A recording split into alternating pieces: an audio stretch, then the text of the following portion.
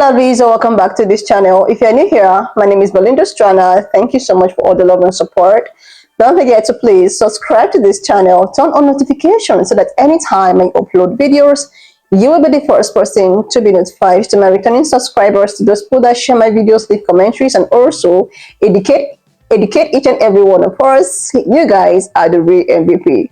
Alright, lovelies, let's dive into today's video. So, lovelies, I came across this video on my For You page on TikTok, and I thought to share with you guys where this bank-colored, lady decided to come out to talk about how uncomfortable she is seeing people that does not look like her or speak like her in a certain neighborhood, and she feels so threatened. Like, why would people like that come over to take away her peace of mind?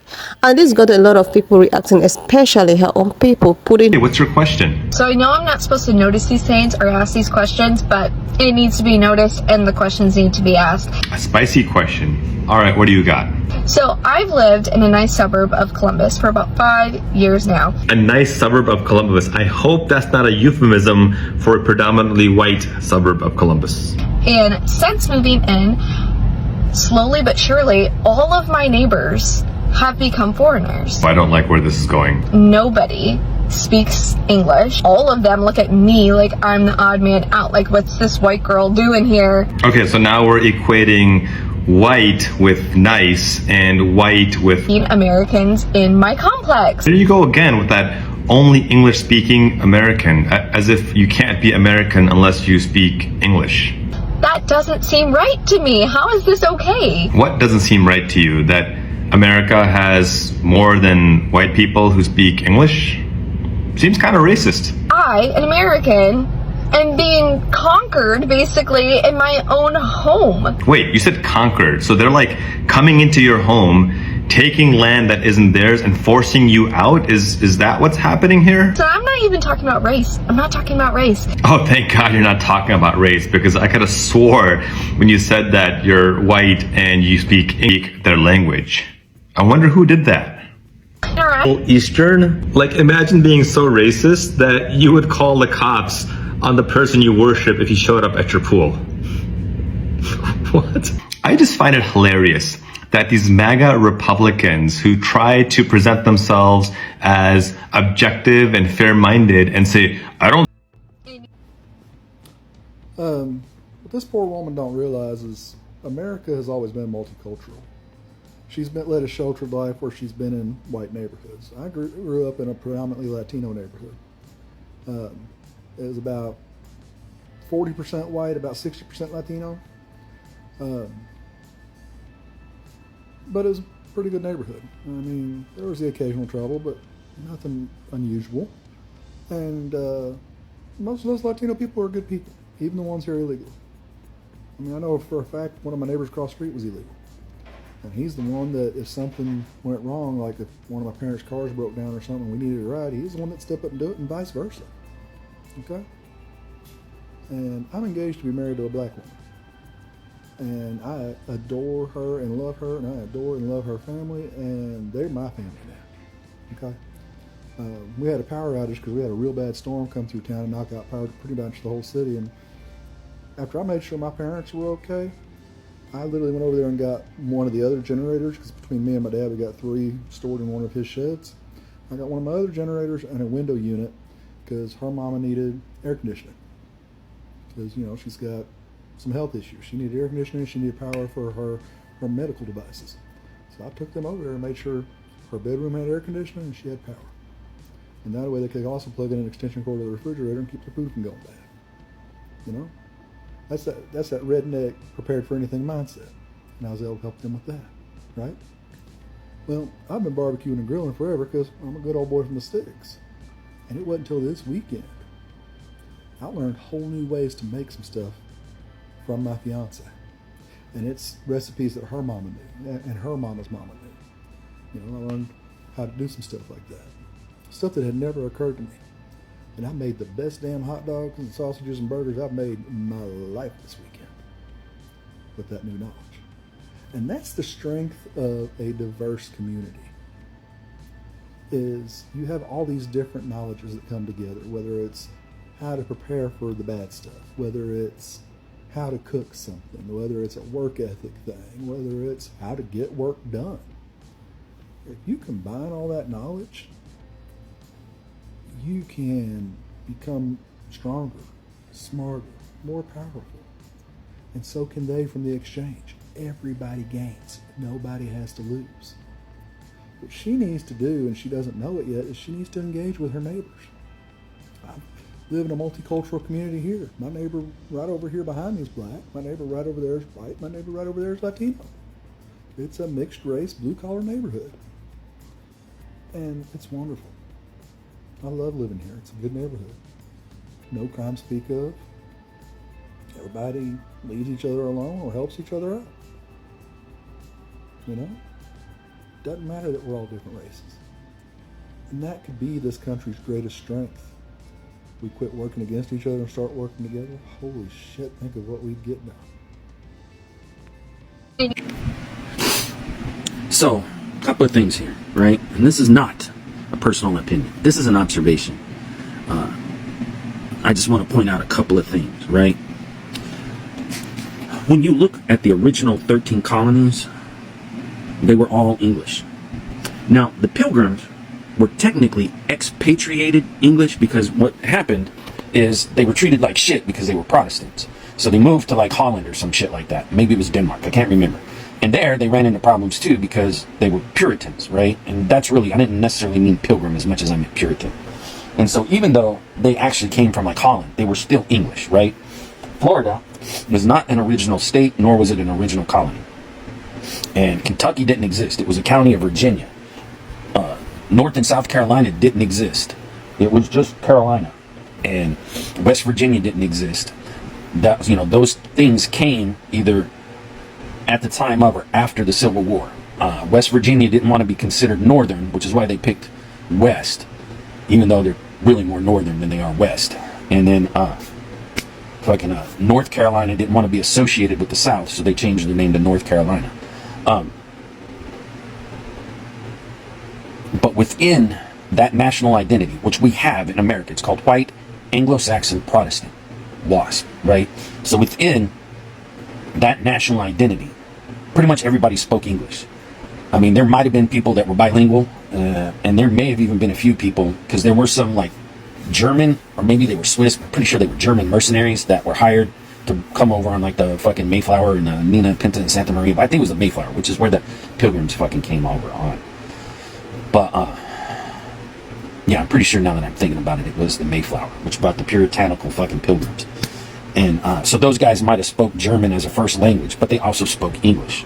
And English and German are very close in and of itself. So the reason why we don't have a national language is because the original founding fathers didn't have a melting pot. Everybody was English. Which is why, when we fought the Revolutionary War, we only fought the British Crown. And so even though those guys never thought that they would need a national language, just like the UK doesn't have a national language, as far as I know, I could be completely wrong about that. I do know that France, on the other hand, has an actual ministry, or whatever the fuck they call it, some type of cabinet or department or something that is literally there to maintain the French language. And they have that national fucking language. And maybe Germany has a national language that's German or whatever, but we didn't need that. We didn't need it as part of the Constitution, right? Because it was already part of the national identity. And so even though we don't have a national language, in order to assimilate, you should learn to speak English, because there are a lot of fucking people in America that don't speak foreign languages. So if you want to be functional, you should adapt and learn English. If you want to speak in your native tongue when you're, with people that speak that language, there's nothing wrong with that. It's absolutely okay. But, I, for one, maybe this is racist, but I don't think it is. It's just more my fucking lazy ass being frustrated. But I don't like to fucking have to go through, like, here in Southern California, when you call SCE on the phone, there's like 4 languages that you can fucking pick. And you're going to be on the phone for hours because these fuckers don't have enough people answering the phone. Dude, I'm too hot. It's hot in here. You're a fucking cat. Come on, dude. But, now, obviously, this girl is prejudiced at the very least. I don't know if she's racist or not. But basically what she's doing is describing something that I don't think she should feel bad about. She is saying, I moved to this place and now I feel uncomfortable. And there's nothing wrong with that, no matter what your reasoning is, right? That's kind of the purpose of the bear, right? Choosing the bear. That's women saying that a lot of times when we're around strange men, we don't feel safe, even though that's the dumbest concept ever, because if you look statistically, the most dangerous people to women are men they know, not strangers. So if you're going to be afraid of somebody, be afraid of your dad, your uncle, your neighbor, your fucking brother, your boyfriend, your husband. Those are the men that are going to hurt you, not some fucking dipshit in Walmart. Now, that said, there are outliers, right? Something like 30% of sexual assaults are committed by men that are not known by the woman. So there's about a 3 in 10 chance that a stranger could be dangerous. But the majority of them is going to be a spouse or a boyfriend. But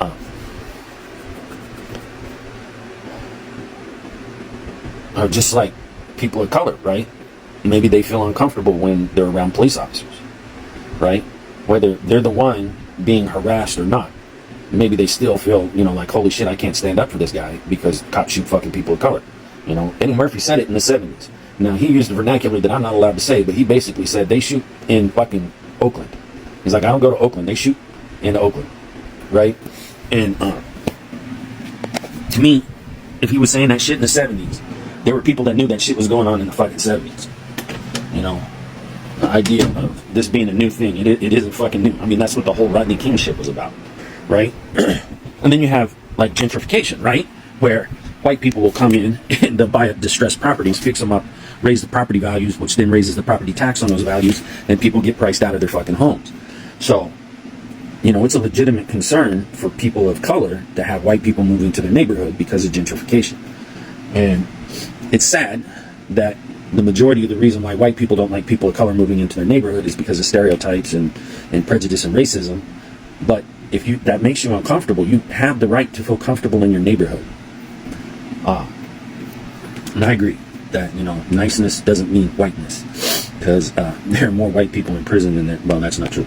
There are more white people that commit crimes, but there are more people of color, disproportionately people that are black or African American, something like 40% of the population, even though they're only 13% of the national population.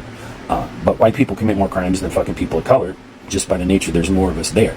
We just don't get sentenced the same way they do, right? Because of privilege and racism and shit. And I have to point out that she's female. So maybe all these people are fucking, she's trying to choose the bear, but there isn't a bear around. And I'm not justifying it. I mean, just making an observation. And we say that you have the right to feel comfortable in your own home, right? At your place of work, where you go to school. So why is that different for her? Even if it is prejudiced. I strongly recommend you go back to this video because it's a stitch of a stitch.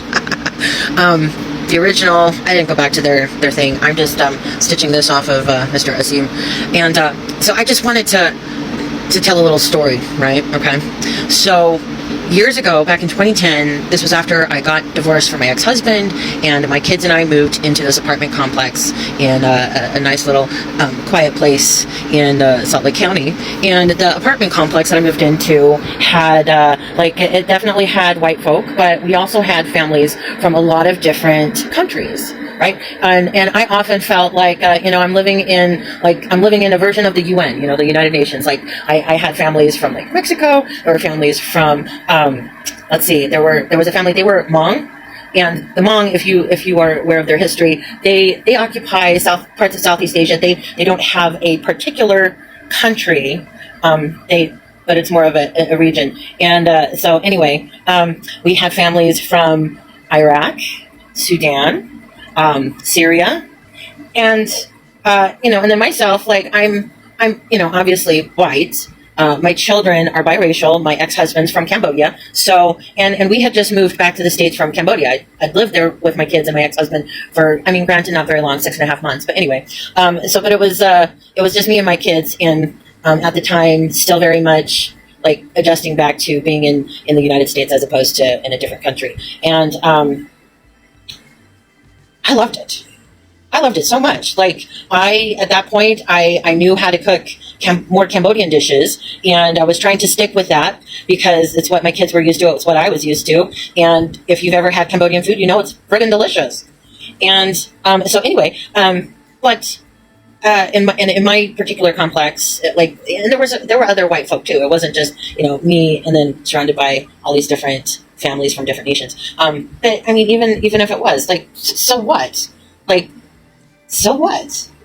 I'm sorry that this lady just doesn't get it and feels threatened by it, but it's like, seriously, it's the nicest thing ever, because you get to meet people that you might not ordinarily get to meet, and you'd be surprised to know that they're just like us. I mean, yeah, so they may not look like me, but I mean, crap, you and I are both white, chickie, and we don't look. That's the only thing we have in common is we're white, and English is probably our only language, right? So, but honestly, like, I am so jealous of the people who English is not their only language. I have tried, like, I can speak a little bit Cambodian, Khmer. I can speak a little bit Spanish. I've been trying to learn some German. My problem is I start learning things, and one, my memory's not the greatest, the memory recall, and two, shiny things, right? So I go into it for a while, and I'm like, yeah, and then, ooh, shiny, and I go after something else. I mean, I always do go by, but it's sticking with something, like one thing, and that's it. I can't do that. I'm just like, there's so many cool things around. I can't just stick with one. Why should I just stick with one? I want to learn them all. I don't think I'll ever live long enough to be able to do that, but gosh, I'll sure try. So I can't tell you how many experiences I've had with these really nice people that, we may not have the same ethnic backgrounds, but at the end of the day, we're all human. We're all sentient beings. We all have thoughts, feelings, dreams. I remember one particular young Iraqi family. Oh my gosh, like, just the cutest couple, and they had two beautiful kids. And he was going to school to become some kind of engineer, and she was raising the kids. And oh my gosh, like, they were just so adorable together. Like, they were so adorable. I just loved them. And she was always, like, I'd see her walk by, and, it'd be summer, and it's hot. And, but, she'd be dressed appropriately for, because she's from Iraq. And so she had it, like, she wore her hijab, she wore a full length jacket, she had gloves on, and you think, oh my goodness, it's so uncomfortable. But, I mean, you wouldn't know it. Like, she was just out living her best life, taking care of her kids. Got to visit them in their home a few times. Just lovely woman, lovely husband, lovely children. And I hope the best for them. I hope they're doing well, because honestly, they were so sweet. Me, I think me coming off of a divorce that was. It was devastating. Yes, I asked for it, but it was a devastating situation. And I had tried really, really hard to adapt to my ex-husband's culture. And I think I mostly kind of succeeded, certainly from the friends and family that we had. They all, they were all very nice and very supportive. It just didn't work out with me and him. But, no harm, no foul to the culture that he came from. It just, he and I did not mix well. We'll just put that. Yeah, you just miss so much, like, with this whole, like, oh, they don't speak English, oh, they don't look like me, oh, they're from different countries. It's your loss. It really is, because I have had some of the most wonderful, accepting experiences, loving experiences from people from different cultural backgrounds, different ethnicities, than I have had with people who are white. I've had good experience with people who are white too, Americans at that. It doesn't matter where you're from. That really doesn't matter like you think it does. I just feel really, I don't know, I feel sad and irritated and annoyed with people like her who just limit yourselves and everybody else by saying, oh, I'm not going to do this because, or accept them because they're, good Lord. My favorite movie quote, I know it kind of sounds random, but I remember hearing it when I was a teenager, and it has stuck with me since, from Robin Hood, Prince of Thieves. If you've seen it, you may know of the scene of what I'm talking about, where Morgan Freeman's character is asked by this little girl, did God make you black? And he says, did Allah make me black? Allah loves wondrous varieties. And that has just stuck with me all these years. And I loved it then. I still love it now. And I try to live by that, because honestly, variety is the spice of life, and it makes life wonderful. And I'm sorry you can't realize that. Like, seriously, lovely. Sometimes I just keep on wondering, like, so this set of people are actually scared of, they're often like they're always scared, watching out not to be treated the way at which their ancestors treated other people. Like they are constantly in a watch out, they are constantly, trying to avoid some certain things because of the fear of being, taken over, or because of the fear of being right upon, or because of the fear of losing a certain privilege, that like they are so scared. I have never seen, a set of people that is so, selfish, that just want to have everything abundantly without, thinking of other people's, feelings. So this young lady happens to be a pan-colored woman, moved into a neighborhood. Okay, and she noticed that so many of these neighboring people don't speak English, like they speak their native language and all of that. And she becomes so uncomfortable with the fear that they might actually dominate her, colonize her, and make her like. One thing about people like this is that they just always want to be the center of the universe. They always want to be the center of attraction. They want to be noticed. Like, I am here now, so all of you just need to go and learn how to speak English, because the queen, the real owners of the land is here. So if you don't speak what I understand, or if you don't actually, do what I want, that means you are a charity to me. Seriously. But she actually forgot vividly how the said land is not even owned by her. Like, it's not a personal thing by her. The way at which you are living there, the way at which you're a visitor in the said land, that is the same way every other person is. There is this video that I've been, going all over the social media about European Americans. Like, they don't want to actually be the minority at all, but they enjoy it when every other person is a minority. Then they cannot use that against this person.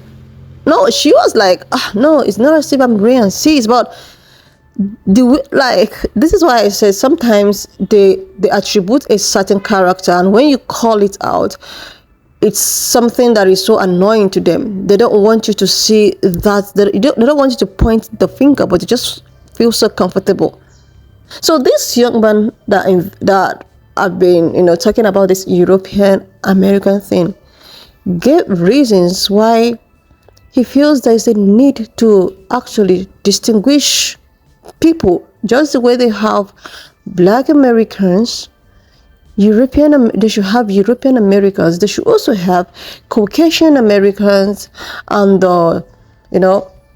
any other American, Asian American, any other American that you actually feel to distinguish, because it will actually give this set of people a sense of, okay, I am also a visitor. Like, you are not the real honest. Like, I guess your ancestors were living somewhere, maybe your European or Caucasian ancestors decided that they were going to come to a land that is owned by the originals, that is owned by the brown colored people, right? That is what it was said in all of the, some of the research I've been getting. So they decided that they are going to conquer these people, and they first of all inflict some kind of diseases and all of that, maybe into their water, that made them to start, being unalived and all of that. After every said and done, and their plans were so successful, they got rid of the original people, they colonized the remaining ones. They decided to also go down, to somewhere, like, because they saw that the people that originally owned or lived in this land are brown colored, are people that does not really look like them. They are not black, you know. Those they decided within themselves that, okay, they feel that there are other people that looks this way, which we can also colonize.